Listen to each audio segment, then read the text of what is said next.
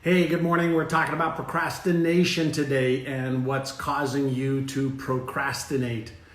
There are different types of procrastinations, and procrastination is the killer of dreams and goals, right? And so I've got a quick question to ask you is why do you procrastinate? Why do you procrastinate? I procrastinate, you procrastinate, everybody procrastinates. And today I've got a whole bunch of notes on helping you understand what is procrastination. Why do we do it? What are some tools and techniques that you can use to recognize and eliminate procrastination? And I'm going to talk about the brain science, always the brain science of procrastination. And it's a really interesting topic because so few people study procrastination. Everybody does it, but very, very few people understand why it's happening. So why do you think you procrastinate? Leave me a comment right now. Show me why do you think, what do you think is the number one reason that you procrastinate? So Becky says self-doubt and fear gets you. Yeah, so why do you think you procrastinate? Let me know what you think is the number one fear is. And I'll say hello to a few of you. Hi, Paula. Hi, Nancy. You're overwhelmed being the mother and father and tired. So hello there from Russia. Procrastination, it is the silent killer of a lot of dreams, isn't it? So Dr. Strutib, not interested? Well, if you're not interested, you're not going to do what it takes you, right? Caesar, because of gorillas. Paula, Pesci, fear. Hey, Shaf Garcia. Veno, hello, Elizabeth. So, is procrastination something that's happening in your brain? There are really three key reasons that we procrastinate. I love to understand the cause of things instead of focusing on the effect. Procrastination is an effect, right? When we don't take action or we delay, it's an effect. And so the question is, if we're procrastinating and procrastinating is in our way, then procrastination is, in most cases, an unintended obstacle that we have, right? So what percentage of the time do you think you procrastinate? I'm just curious. Hey, Bishnu. Hi, Sachin. Hi, Celeste. Hi, Michelle. So overthink, analysis, paralysis. But Michelle, why do you overthink? Right? You're too old to think. Brain is keeping you safe. May Z2929. So I wrote out that there's what type of procrastinator are you? Are you a perfectionist so that you want to be perfect all the time? Is that the type of procrastinating that you are? Perfectionist? How many of you are perfectionists? That's a perfectionist. How many of you, instead of doing what you need to do, you're a pro-socializer? You love to socialize with other people instead of doing what you need to do, right? So I see answers to your question on what percentage of the time, 15%, 80%, 75%. Thank you, Sadie. All right, so what percentage of your time do you procrastinate? And then, are you a perfectionist? Are you a pro-socializer? Are you a pro-viewer, right? Do you prefer to look at all this stuff instead of actually doing it? Are you procrastinating most of the time as a procrastinator? Are you the type of person that is consistently planning, but you don't get a lot of stuff done? Which are you? Yin, waiting for the perfect time? Or would you prefer, we call this one a procrastinator. You prefer to clean the bathroom than to do what you need to do. I'm going to give you a bunch of stuff around your brain and procrastination and specifically what to do about it. And if you want to go deeper into it, I'm teaching a class on Thursday night for free on winning the game of procrastination. If you want to go deeper than today, I'll have my team put a link in, join me for free, and enjoy the live training, or the training that I'm going to be doing. So you start baking, pro baker, right? So let me just share with you. Hi there, Joe Britton. You get a boost from deadlines. How many of you get an actual boost from deadlines? There's a couple things that I want to make sure that I cover. And would you agree, first and foremost, that procrastination is happening because of something that's happening in your brain? Is it because of something that's happening in your brain? Yes? Yes, in your brain? If it is, give me a like or a love or give me a comment. John, yep, it's happening in my brain. So I want you to remember something. Whenever you have a goal or a dream that you want to achieve, the failure is not in the intention. The failure is not in the goal, right? The failure is not in having the goal. The failure is between the goal and the action. Would you agree with that? The failure, something that's happening, is between the goal and the action required to achieve the goal. Would you agree with that? So if you agree with that, give me a like or a love. So somewhere between setting the goal and taking the necessary action to achieve the goal, that's where the failure point is. And there's only 3 real reasons that happens. All right, and my team just put up a link, and it should be in the on Instagram in my bio. But between the goal and the action, there are some people, a very, very small percentage of the population is between their goal and the action. There is an arousal response, not a sexual arousal response, but a mental and emotional arousal response that releases dopamine the more they wait and get to the deadline. Okay, so the more some people wait to get to the deadline, their brain's actually releasing that feel-good neurochemical. Even though the stress is there, the stress to them is really good, and we call it arousal, okay, procrastination. So how many of you, just out of curiosity, and Joe Britton, I see that's you, are any of you aroused, okay, mentally and emotionally by waiting and waiting and waiting and waiting till the last minute? If you are, say, that's me, John. Type in, that's me, and Joe, I see that's you. So one of the reasons is your brain is wired in a way that you're actually getting aroused and you wait, okay? Very small percentage of the population. And I see Donna, that's you. Natalie, that's you. Yvette, that's you. That's all right, Susie. We're on Facebook and on Instagram at the same time. There we go. I see a bunch of you that are watching on Instagram. And, so that's some people. So there's a really good body of work around this. And so let's bring you the neuroscience. That's my passion, right? So then there is this other type of person, and this is the person who actually is avoiding. It's not the goal that they're avoiding, all right? But what happens is this person is avoiding, okay, something totally different. What do you think the avoidant procrastinator is avoiding? What do you think the avoidant procrastinator is avoiding? What is it that they're avoiding? They want the goal, they set the goal, they talk about it, they want it deeply, but what do you think it is? So Silver Baz says fear of failure, right? So give me some answers. Come on, participate. Hi, Sasan. Right, so avoiding the action. No, Fiona, you're not avoiding the action. It's something else that you're avoiding, okay? So what is it that you're avoiding, right? So if we're procrastinating, procrastination is an effect. So we've got Eliane, hey there, failure. So avoiding failure. But is it failure that you're avoiding, okay? Or Becky, fear of rejection. Is fear of rejection what you're avoiding? Okay, I want you to go deeper than the average here. Fear of being disappointed, right? Being ashamed, being judged, losing friends, right? The actual result, but if you want the result, then why would you be afraid of the result, right? So I want you to think a little bit deeper than the obvious, and I want you to understand something. Before I give you the answer around avoidance, I want you to remember, right? I always like to talk about the Einstein brain, and over there I've got my Frankenstein brain up there. But I want you to understand a little bit about how your brain works and what's happening.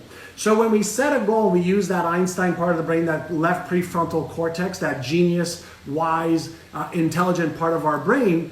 All of the circuits in our brain and the networks in the brain are connected. So when we have a vision or a goal that we want to achieve, a deadline that we want to achieve, and there is a potential of failing. Is failing something we like, or is failing something that could be either emotional pain, physical pain, financial pain, spiritual pain? So anytime we have this neural network in our brain that activates the fear center, fear of being embarrassed, fear of being ashamed, fear of being rejected, fear of being judged, fear of being blamed, fear of succeeding and then failing. Every time we have a goal where that fear may be activated, that limbic system, now we're going to have a little battle going on between the logical brain and the limbic system in our brain, the emotional processing part of our brain. And what happens is there's these almond-shaped pieces of mass right on the left side of the brain, the right side of the brain, just above the ears, right? And this is the emotional control part of our brain. And so when there is real or imagined danger or discomfort or change or potential fear, there's 50 different types of fear, that neurochemical reaction puts the brakes on our behavior as a protection mechanism. So the person who's avoiding taking action is avoiding it because they're afraid, fear, right? They're afraid that they might fail or be embarrassed, ashamed, ridiculed, judged, or what? Succeed and then fail, or they have to endure the emotion of being disappointed. So instead of any of those negative or disempowering states, okay, that we don't want, we do more to avoid pain than we do to gain pleasure, any one of these states that we're trying to move away from activates, okay, our amygdala, which turns off the motor cortex in our brain, turns off the dopamine in our brain, which means that we don't take action. We procrastinate. Does that make sense as to what's happening mechanically in your brain? Now, let's say, okay, that you have a goal, and as we already determined, the failure point isn't the goal. It's between the goal and the behavior, okay, that you're taking. So what happens is if there's a chance of failure, you will procrastinate. But what happens if you fail? What happens if you disappoint yourself?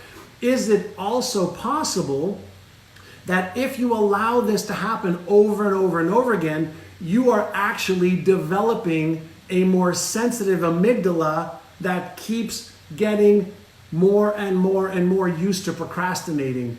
The bigger your amygdala gets, the more sensitive it becomes. And the more sensitive it becomes to the potential failure or disappointment or judgment or blame or shame or guilt, the more you procrastinate. And so I'll tell you how to override some of that in just a moment. But I also want you to be aware of one other thing: your self-image. So let's say you have a goal. And let's say there's a risk of failure or of disappointment, of being judged or ashamed or any negative feedback loop. And you really don't have the self-image that can handle that at this point. If you don't have the ability to manage failing or being judged or being ridiculed or losing X, Y, or Z, then you will procrastinate to avoid feeling those emotions and reinforcing a less than desirable self-image of yourself. Does that make sense? Again, I'm sharing with you, okay, the deeper understanding of procrastination. Okay, so here is a little tool. So far we've talked about some people procrastinate because it actually arouses them and they get this dopamine release. Other people, okay, procrastinate because they're avoiding, okay, the fear, they're avoiding the self-image issues, and because their amygdala is hypersensitive. And there is a third one, which I'll share with you in just a moment, and Do you like this information? Do you like this? Every Tuesday morning, I do my session here on Instagram and on Facebook, where I give you some of the neuroscience of your behavior, the neuroscience of results and success. And so we talked about, there's perfectionists, pro-socializers, pro-viewers, procrastinator, pro-planner, or procrastinator, procrastinator as well. These are some of the fun stuff. But I want you to I'll give you a couple techniques in just a second. One of the greatest ways to override the automatic activation of your procrastination circuit, I'm going to call it. There actually isn't a procrastination circuit in your brain, because procrastination, is a behavior. So what causes the procrastination we already talked about. But one of the greatest gifts that you can have right now is, how many of you have heard of mindfulness, right? Mindfulness. And if you've heard of mindfulness, type in, what is mindfulness? What is mindfulness? I'm going to give you an inner size or two inner sizes that you can use to help you. Laura, it would be really nice if you don't put your content in my feed, okay? So I'll give you a couple of inner sizes to be able to do this. And so, what is mindfulness? You've heard of mindfulness, but what is it? What is mindfulness? Is it full of mind? Right? So be aware and conscious, right? So be aware and conscious. Awareness of your thoughts, your feelings, sensations, behaviors, results. Yeah, so mindfulness is just a heightened state of awareness. And most of us are, going about our day in a very, very nonchalant way, thinking about the past, thinking about the future, but not being aware of the present. And so mindfulness is learning, teaching, upgrading your skill to be aware of the present moment of your thoughts, emotions, feelings, sensations, behaviors, and the results that they are creating. Now, what I do on my mobile phone, for example, is I set my mobile phone's alarm to 55 minutes past every hour. So 6:55, 7:55, 8:55, 9:55, 10:55, all the way through to about 5:55 p.m. And every hour I stop what I'm doing and I do an inner size. And many of you know my best-selling book, Inner Size. I do an inner size called Take 6, Calm the Circuits. So what am I doing? First and foremost, in order to practice mindfulness, I want to calm my Einstein brain that's always imagining and thinking of stuff, and I want to deactivate my Frankenstein brain to create this neuro balance whereby I'm not stressed and I'm not overexcited. And I just take 6 deep breaths in through my nose slowly and then out through my mouth really slowly. And I do that with my eyes closed. Go ahead and do it with me if you like. Just take 2 or 3 breaths as slowly as you can in through your nose, and as slowly as you can breathe out like you're blowing out through a straw. Ready? 3, 2, 1.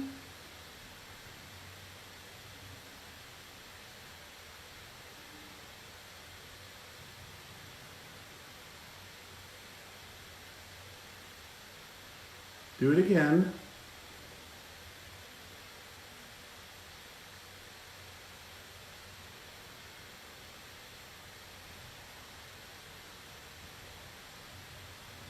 When you take 6 deep breaths in through your nose and out through your mouth, slowly, slowly, slowly, you're deactivating the stress centers, you're deactivating that thinking part of your brain. And then if you do inner size number 2, which is called Aya, it's awareness, intention, action. Imagine if for every hour you invested 3 to 5 minutes being aware. Now, aware of what? I always ask myself these questions. In the last 55 minutes, what was I thinking? What was I feeling? What was I doing? Is that what I want to think and feel and do? Am I being constructive or destructive? Am I in a positive pattern or a negative pattern? Am I doing things that's going to move me towards my goals or away from my goals? Now, once I understand my thoughts, emotions, feelings, sensations, and behaviors, then I can just set one intention for the next hour. So my intention for the next hour is to be calm. It's to be present. It's to take action towards my goals instead of to waste time on Facebook or on my texts or emails or whatever the case is. And then I say, what's one action step? So I as awareness, intention, action. So once I know my awareness, I'm mindful of what's happened the last 55 minutes and right now. What's my intention? I set the course for the next hour, and then I ask, what's one thing that I could do the next minute to actually move towards achievement of one of my goals, whether it's for health or wealth, relationships, career, business, fun, experiences, charity, spirituality, whatever it is. And so now what happens is now I'm interrupting my pattern, checking in to make sure that I'm doing what I want to be doing. And then by doing this every single hour throughout the day, I'm getting about 10 to 12 check-ins with myself to recalibrate my neurochemicals, my neural circuits, so that I am moving forward. Now, that's part one. I still have the third reason that some people procrastinate, and I'll tell you that in just a moment. Once I set that course, I am now building a pattern for my brain to do on its own. How does that happen? Have any of you heard of the term automaticity? Automaticity. Type it out for me, please. Automaticity, right? Automaticity. And Natalie, intention is, what do you intend to do? What do you intend to do the next hour? That's intention. So what is automaticity? There's a part of your brain called the default mode network, and it is the way that your automatic self just is every single day, right? So automaticity, any pattern that you repeat, any pattern that you reinforce, your brain makes into an automatic pattern so you don't have to think about it. So if I practice mindfulness once an hour, if I practice being aware once an hour, if I practice setting an intention once an hour, if I practice taking action towards what I want once an hour, imagine what happens if you do this for 10 days. Your brain says, hey, you're doing this on a regular basis. Let me just make this automatic so you're always checking and balancing your intention, your thoughts, your emotions, your feelings, your sensations, and your behaviors. Does this make sense? You have $1 trillion brain, but no instructions on how to use it well. No instructions on how to program it well and let go of the old programming so that you can create more empowering thoughts and emotions and feelings, sensations, and behaviors. So you have to interrupt old patterns, replace them with new patterns, make those automatic, and guess what happens? Now you're a high-performance human being. Does this help you? And by the way, as I mentioned, I'm going to be doing a deeper dive with a whole bunch more techniques for you this Thursday. It's in the bio on Instagram. My team has put a link to it that'll be posted up or pinned to the top. Join me on Thursday. It's free. Invite your friends if you like this, and I'll teach you even more. So number 3 part, all right, the number 3 part on this, all right, is decisional, right? So when we are missing the knowledge or when we're missing the skill of what we need to do, how we need to do it, why we need to do it, then our brain is missing some of the pieces, okay, that it needs in order to feel safe and comfortable. And when that decisional part of our brain is incomplete, meaning we don't know what to do, we don't have the knowledge, the skills, the tools, the resources, the people, the contacts, then our brain goes into an automatic default setting of self-doubt. Now, is self-doubt, okay, a positive or a negative, a constructive or destructive pattern? Self-doubt in our brain is an unsafe pattern, and our brain's looking for predictability and safety. And so when your brain's looking for predictability and safety and you don't have the confidence and the certainty in yourself, then you are going to procrastinate as a protection mechanism. It's easier to master disappointment than to master change. Did you hear what I just said? It's easier to master disappointment and to be okay with disappointment versus mastering change. And I'm giving you some of the keys to the kingdom. When there's this battle between your prefrontal cortex, that thinking, logical, imagination part of your brain, and the limbic part of your brain that's trying to keep you safe, trying to keep things in your comfort zone, which part of your brain do you think is going to win? The logical thinking part of the brain or the emotional part of the brain? Which one wins? Which one wins, right? So I'm looking at your notes. Which one wins? Right? Pedro, thanks for writing down. It's easier to master disappointment and comfort zone than it is to master change. Why? We were never taught how to disassemble disempowering habits, thought habits, emotional habits, behavioral habits. We finally understand the neuroscience of habits now, the neuroscience of emotions, the neuroscience of thoughts and imagination, but most people don't have the user's manual. So we can fail in the achievement of the goal and the taking action because of arousal. We can fail because we're avoiding pain. We're avoiding the pain of being disappointed. We're avoiding the pain of failing. We're avoiding the reinforcement of a disempowering self-image that we have, or a lower than needed self-image we have. And we are procrastinating because of our decisions. So I'm going to give you one last tip, and there'll be a bunch more on Thursday on my free training on procrastination. The last final piece I'm going to give you. So we talked about inner size number 1, take 6, calm the circuits first. Inner size number 2 is Aya, awareness, intention, action. And then here is the third piece. And it's called chunking. Reduce to the ridiculous. Chunking, reduce to the ridiculous. What does that mean? Let's say you have a goal that you really want to achieve, right? Because you want to have, a better life, more money, nicer home, more time for charities, more time for your hobbies, whatever it is. There are certain goals that you have. And we know that all of your goals have a variety of different components to it. So here is a little trick that I play with myself.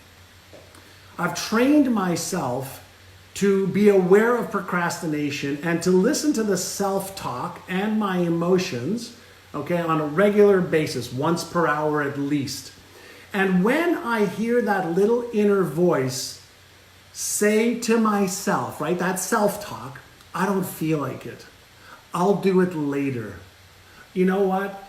It's really not that important. Whenever I hear the disempowering self-talk, do you know what I do? I respond to myself. Yes, I talk to myself. And here's what I do. I tell myself, I know, I understand, but just do a little bit anyway.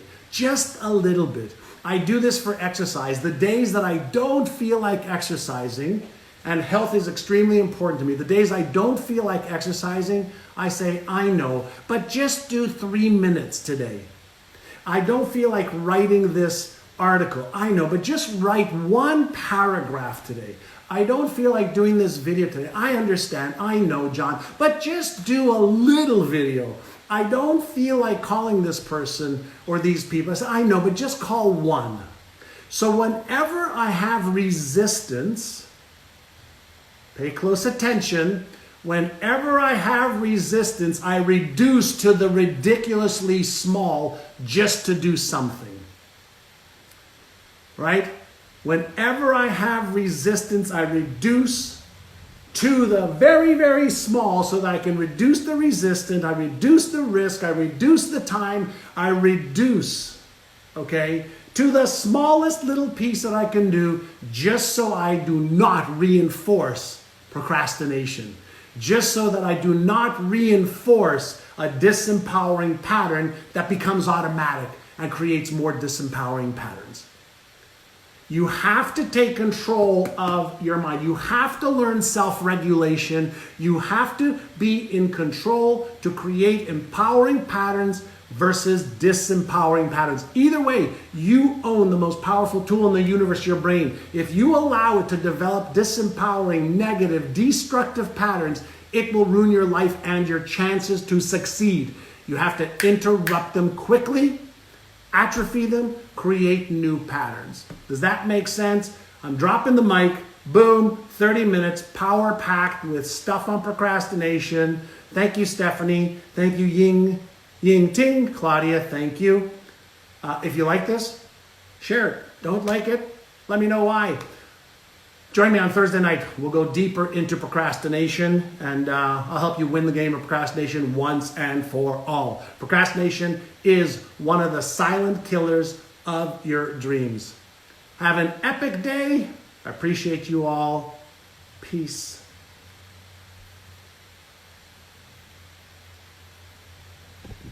Bye, my friends on Instagram.